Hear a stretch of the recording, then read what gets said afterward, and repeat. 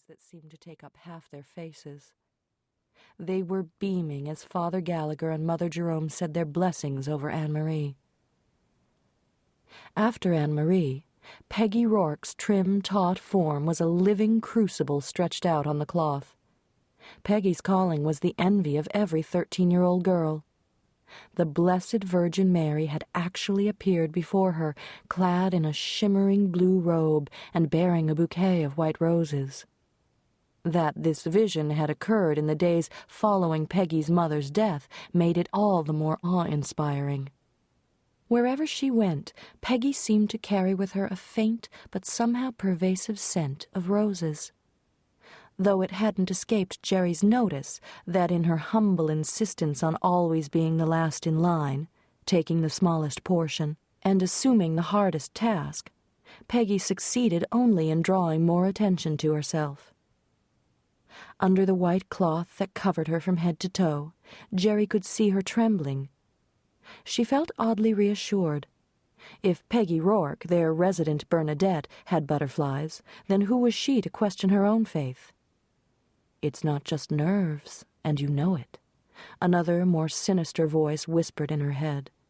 A voice that spoke the truth, for her belly seemed hotly alive, not with butterflies, but with a buzzing swarm of bees.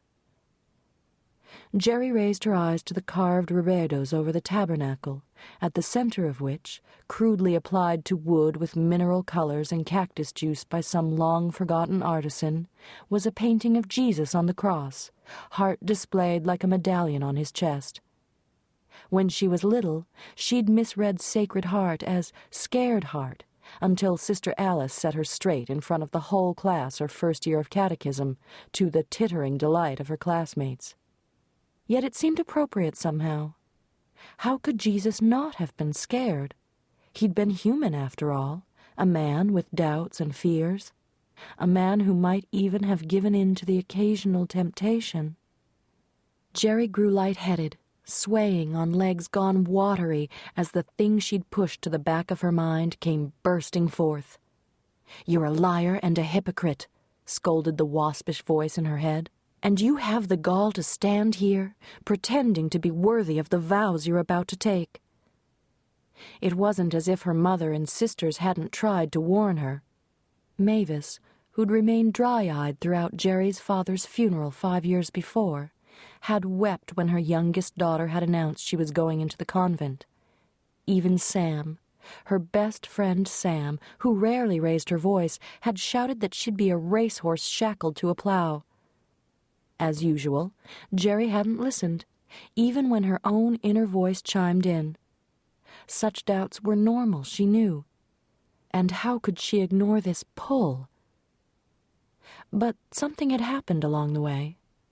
She'd sinned.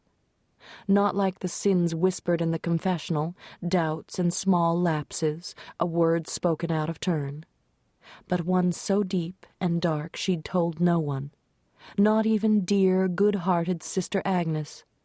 For the novice mistress would have been duty-bound to bring it to the attention of Mother Jerome, who'd have immediately summoned Gerry to her office. "That's not all," she'd have been forced to tell them. "There's more." But a missed period didn't necessarily mean anything, did it? It wasn't the first time she'd skipped a month, and was probably the result of not eating enough to keep a bird alive, as her mother would have said. Hadn't Sister Agnes warned that fasting could interrupt the cycle and even bring on nausea? But what if it was something else? Something she didn't dare voice, not even to herself.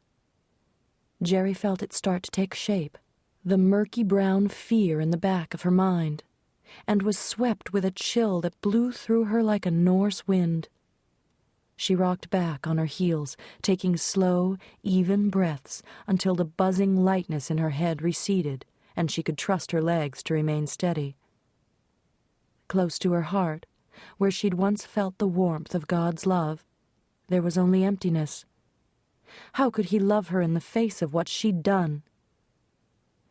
Even with her head lowered, she became acutely aware of Father Gallagher's eyes on her.